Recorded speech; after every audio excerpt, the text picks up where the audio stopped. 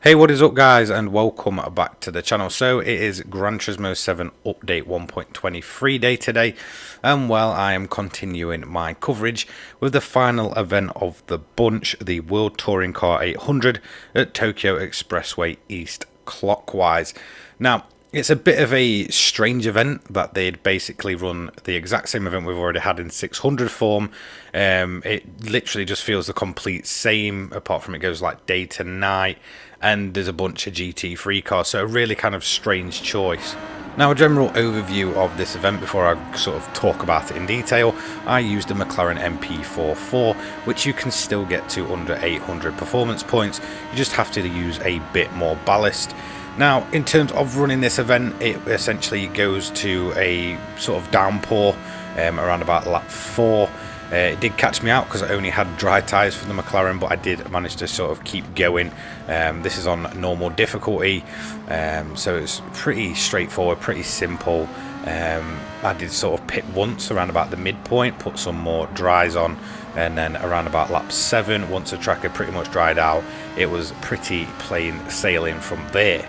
Now, I do want to kind of just discuss the event more than I want to sort of discuss the strategy, because it is pretty straightforward. Most of you will be able to kind of figure it out on your own. Now, obviously, this is brand new. This is a new event, but it's a very strange pick to choose this exact same layout, which we already run the 600 event at. It just seems so weird. So it's a 10 lap event instead of the 12 with the 600s, and the payout is around about 200k. Obviously a little bit more with a clean race bonus. However, there's kind of a few little niggly things, or things that I want to discuss. So tyre wear is still a thing, fuel wear is still a thing, so fuel consumption should I say. However, damage is off for this event, so I hit the wall plenty of times when it rained and I got caught out, but I did not once take damage. I did not see a single wall penalty, so hitting the wall did not penalise me. So again, it seems very similar in the way of sort of Sardinia, when it comes to sort of ease of the event. As long as you're prepared with wet tyres, you'll probably have no problem to do this. So yeah, just a very kind of strange way to lay out the event and sort of reduce the payout more than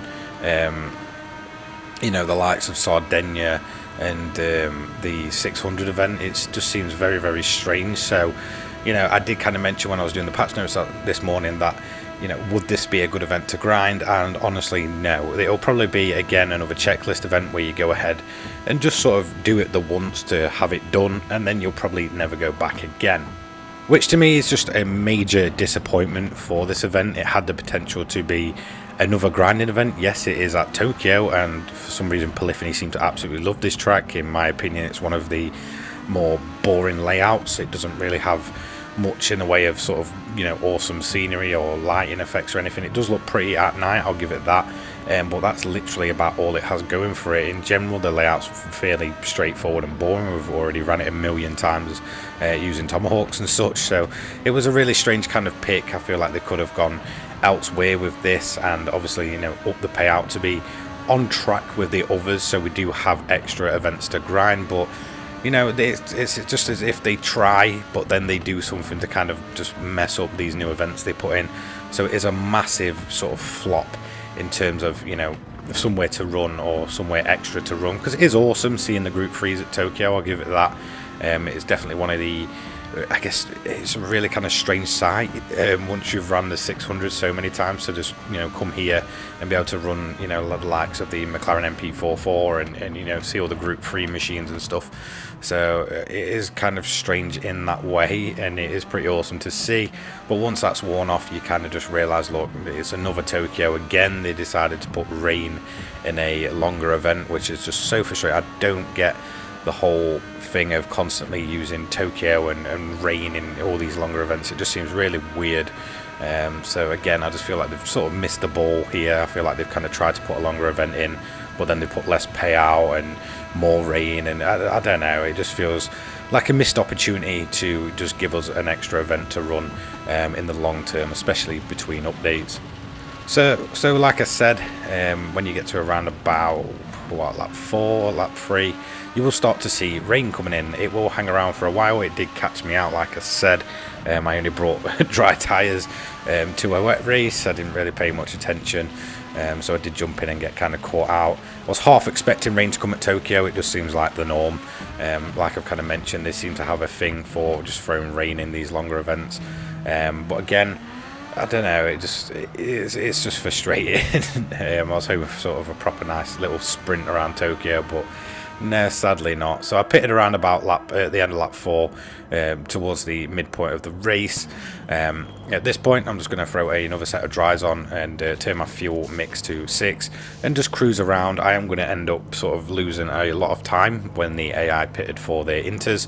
But eventually, as soon as the track starts drying up around about lap 7 or 8, which I'll kind of show, I am able to sort of just, retake that lead and run away with it, almost lapping the field. So even on a, normal difficulty, running a more powerful car, I guess, it's still very much a breeze, and I don't see myself coming back to this event. This is probably the disappointment, I guess, of this patch. I'm not even too bothered by the cars. I think I'm just more bothered that I felt kind of, I guess, thrown off by this event. There was a lot of sort of hype when I saw 800, and I thought, yeah, that's going to be a longer event, and then it wasn't. So as you can see, we've took the lead back pretty easily, and it's just going to be a simple cruise to the finish line now. The track just drying out, so just ensure you bring your rain tyres and you'll have a much easier time than I did. So I ended up doing it in around about 22 minutes, when in reality it should be way under the 20-minute mark. I did spend about 3 laps just crawling around, but that's kind of my fault, really. So it is what it is. Just bring rain tyres, bring a decent overpowered car. Just remember that suspension doesn't affect PP anymore, so you'll probably find that a lot of the builds you were using for 800 events have jumped. You'll probably just have to add a little bit more ballast, because that's kind of how it works now. So that is going to be it for covering all the events for update 1.23, and I must say that this is the most disappointing of the bunch. Personally, I know a lot of people are complaining currently because the Sylvia menu book was so short, but personally, even though it was so short, it was very fun and really did give me some, ultimate sort of throwback vibes to previous Gran Turismo games, running those, production Sylvias with different little quirks to them, different body kits and such. So, I really enjoyed that, and for me, the main highlight, it has been the events, to be honest, because I'm not overly bothered by the cars. It's just a shame that the, I guess, biggest event of the bunch is probably the most disappointing. So I'll give my final thoughts on update 1.23 a little bit later. See you later, guys. Peace.